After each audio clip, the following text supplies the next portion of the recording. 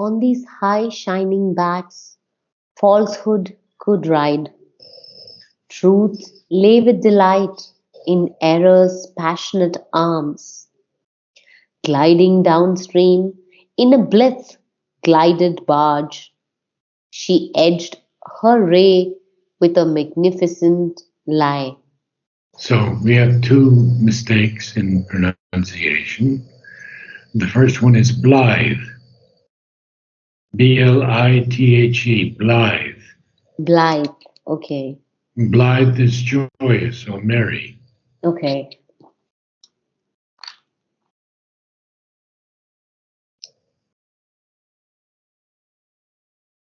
And the second word is gilded. Gilded. Gilded. Gilded means adorned with gold or silver. Oh. So this barge is adorned with painted or something, or with it's a joyous barge because truth here is laying with delight in the passionate arms of error. This is very interesting. This is all about falsehood. Yeah. And so she's in this barge gliding downstream, and the barge is painted or covered in a gilded, like silver or gold, and it's very joyous. And so she's edging her ray of truth, with a magnificent lie. And Sri Aurobindo is going to tell us more about this now as we go on. Here in life's nether. Here in life's nether realms, all contraries meet. Truth stares and does her works with bandaged eyes, and ignorance is wisdom's patron here. Those galloping hoofs in their enthusiast speed could bear to a dangerous intermediate zone where death walks wearing a robe of deathless life. I guess we've done many of the definitions already, so let's go through. We've done life? I think in this, I have to only check wisdom. Other than that, I think we have done all the other. Ignorance we've done. Ignorance we have done. Death also, I think we have done. Yes. Wisdom, I'm not sure, so I'll just. It's not very long. There's only a few statements.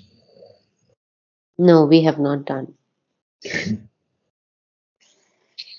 There are two allied powers in man, knowledge and wisdom. Wisdom is so much of the truth. Knowledge. Knowledge is so much of the truth seen in a distorted medium as the mind arrives at by groping. Wisdom, what the eye of divine vision sees in the spirit. Very, very important distinction, isn't it? So knowledge is always something that is distorted because the mind is groping for it. But wisdom is exactly what the eye of divine vision sees in the spirit.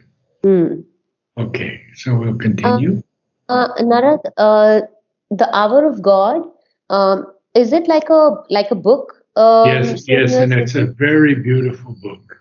Nilisha is reading it right now. It's quite large.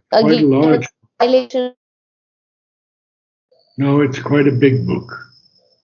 And there are many essays in it. I would recommend that you read it. Okay. Reason divides, fixes details and contrasts them.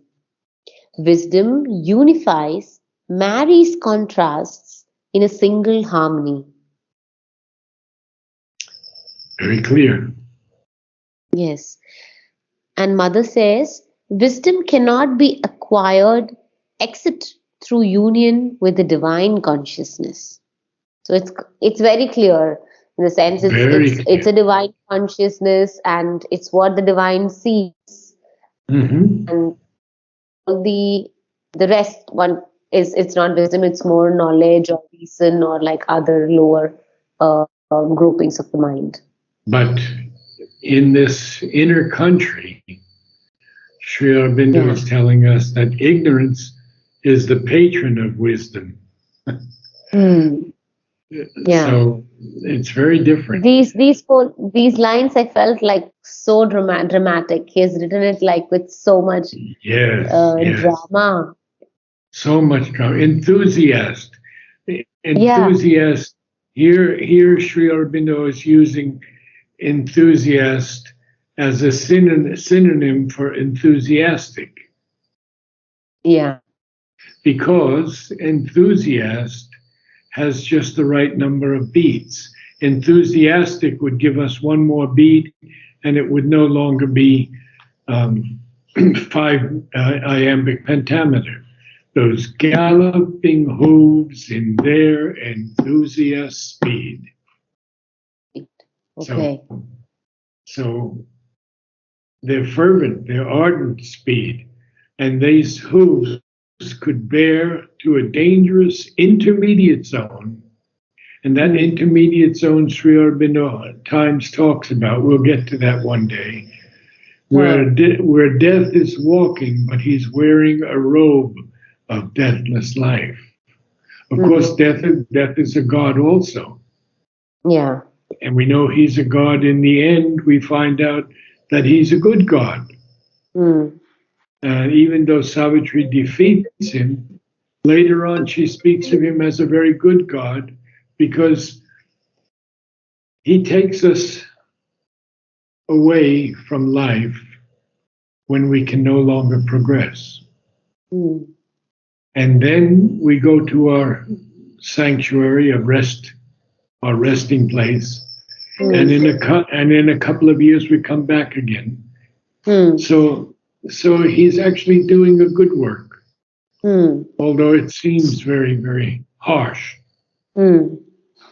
Now we have to continue, or they enter. There's a lot here. This is so much here. So, Or they enter the valley of the wandering gleam, queens, captives or victims of the species ray. Souls trapped in that region never can escape. you see how powerful this is. Yeah. So we have this valley of the wandering gleam. And Sri Aurobindo says that to blend and blur shades owing to technical exigencies might be all right for mental poetry. It won't do for what I am trying to create. In that, one word won't do for the other. Mm, Even in mental poetry, I consider it an inferior method.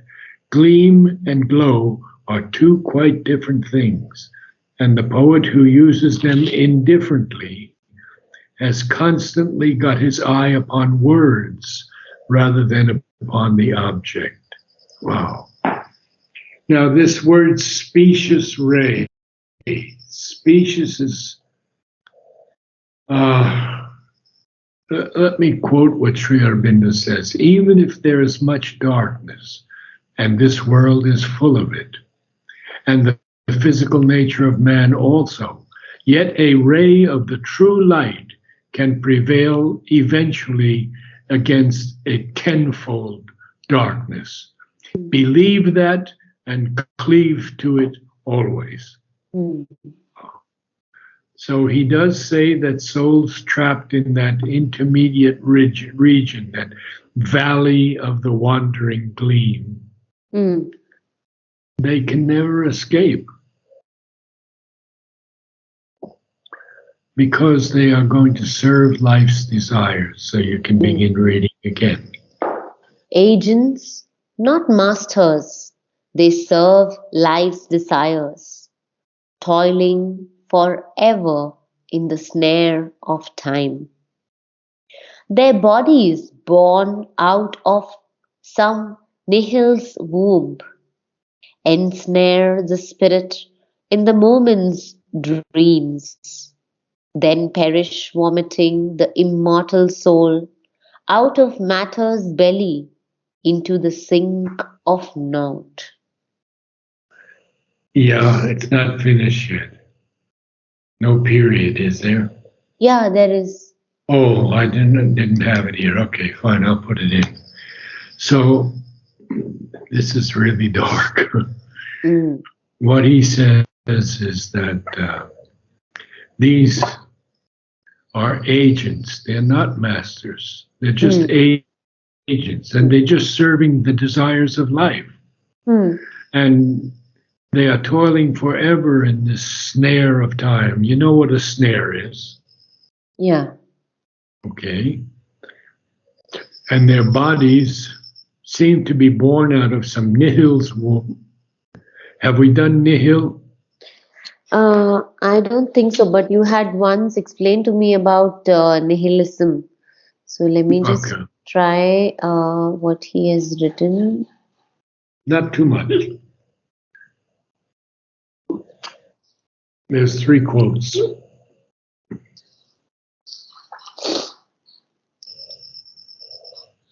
Yeah. Nihil is the void where there can be no potentialities. That's pretty dark. What appears to us as non-existence, asat, nihil, or shunya, is only an existence other than the existence of which we are aware. So that's why he says that they can be snared Mm, in this place and they'll toil forever in this snare of time yeah. because they are just the agents who serve the desires of life. The non-manifestation is not a non-existence. Non-existence is a term created by the mind and has no absolute significance. There is no such thing as an absolute nihil or zero. It is agreed even by the philosophies of the nihil, tau, or zero, shunya, that the non-existence of which they speak is a naught in which all is and from which all comes. Thou, nihil or zero, is not different from the absolute or the supreme Brahman of Vedanta. It is only another way of describing or naming it. The Supreme is an existence beyond what we know of our existence, and therefore only it can seem to our mind as a zero, a nihil, a non-existence. Ah. So in the end, he tells us nihil is actually nothing to be Yes. concerned about because everything is the eternal, everything is the infinite. Yeah. But here now, in this area of the inner countries, he's speaking how it can ensnare the spirit, these bodies, this snare of time. And then they perish. And you have to work a little bit more on your V pronunciation. You said vomiting. Okay. Vomiting. Yeah. Vomiting the immortal soul out of matter's belly into the sink of naught. The naught is, of course, non existence. Hmm. Now, he's telling us that some can pass, yet some Some uncaught, unslain, can verily pass, carrying truth's image in the sheltered heart, pluck knowledge out of error's screening grip, break paths through the blind walls of little self, then travel on to reach a greater life. Then travel on to reach a greater life. So there is hope. He says some can remain uncaught and unslain, and very, very warily. Warily means cautiously, Hmm. watchfully. Hmm. They can pass through this zone carrying the image of truth in their sheltered heart. Hmm. They can pluck knowledge out of this screening grip of error. Hmm. And I guess we've done knowledge and we've done truth. Yes. Okay, good. They can break paths through these blind walls of the little self, and then they can travel and they can move on to reach a greater life. So now he's going to talk what has been happening to Savitri. All this streamed past her and seemed to her vision's sight as if around a high and voiceless isle. A clamour of waters from far unknown hills swallowed its narrow banks in crowding waves, and made a hungry world of white, wild foam, hastening a dragon with a million feet, its foam and cry a drunken giant's din, tossing a mane of darkness into God's sky. It ebbed, reducing into a distant roar. Receding. It ebbed, receding into a distant roar. So this is what Savitri is experiencing in her vision sight. It seems to be something that's around a high and voiceless isle, and these waters from these unknown hills. The clamor, a clamor is a very, very loud uproar. Mm. And it's even a loud and persistent noise. So that clamor swallowed its narrow banks in crowding waves and made a hungry world of white, wild foam, hastening a dragon with a million feet. Sri Aurobindo does speak about the dragon, and there's only one thing, so I'll read it to you. Yeah. The black dragon of the inconscience sustains with its vast wings and its back of darkness the whole structure of the material universe. Its energies unroll the flux of things. Its obscure intimations seem to be the starting point of consciousness itself and the source of all life impulse. Very interesting word, this dragon. It's not so negative here, huh? Yeah. It is a back of darkness. There's no question about that. It's a black dragon after all. Yeah. But it is the whole structure. It's sustaining the entire structure of the material universe. That's something we never see. I've never seen that. So he says it has a million feet. Its foam and cry is like a drunken giant's din. Din is a noise, huh? A loud noise again, tossing a mane of darkness into God's sky. It ebbed, receding into a distant roar. So when something ebbs, it flows back, huh? Okay. It recedes. It recedes, actually.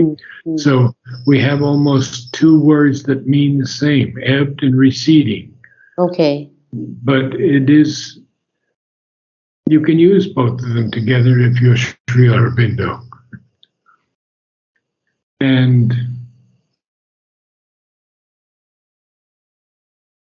I think we have to now go to the next page, but maybe we No, don't. we can Yeah, Maybe you read from the beginning because yes, there was so much tonight. Oh, yes, yeah. good. So you read from the beginning. On these high shining backs, falsehood could ride.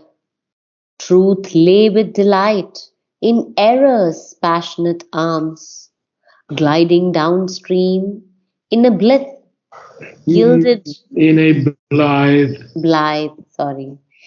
gliding downstream in a blithe, gilded barge. She edged her way with a magnificent lie. no, she edged her ray. Edged her way. She edged, I'll read from the beginning. Sure. On these blithe, right? Blithe Blithe, yes. and gilded. Yes. Okay. On these high shining backs, falsehood could ride. Truth lay with delight in error's passionate arms, gliding downstream in a blithe, gilded barge. She edged her ray with a magnificent lie. Herein lies neither realms Nether. nether. Herein lies nether realms. All contraries meet. Truth stares and does her works with bandaged eyes. And ignorance is wisdom's patron here. These galloping hooves, in their enthusiast speed, could bear to a dangerous intermediate zone where death walks wearing a robe of deathless life. Or they enter the valley of the wandering gleam, whence captives or victims of the specious ray, souls trapped in that region never can escape. Agents, not masters, they serve life's desires, toiling forever in the snare of time. Their bodies born out of some nihil's womb ensnare the spirit in the moment's dreams, then perish, vomiting the immortal soul out of matter's belly into the sink of naught.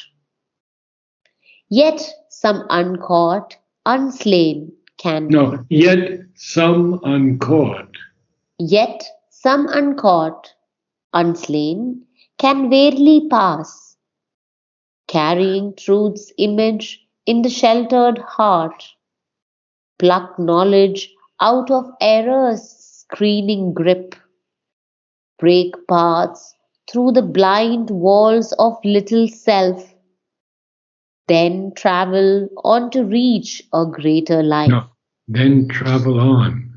Oh, then travel on to reach a greater life. All this streamed past her and seemed to her vision's sight as if around a high and voiceless isle, a clamor of waters from far unknown hills swallowed its narrow banks in crowding waves and made a hungry world of white wild foam, hastening a dragon with a million feet, its foam and cry a drunken giant's din, tossing a mane of darkness into God's sky. It ebbed, receding into a distant roar. Oh, very, very good. But a difficult passage, isn't it? Yes, Yeah. yes. Okay, then. Okay. See you on Thursday. Thank you Namaste. so much. Namaste. You're welcome.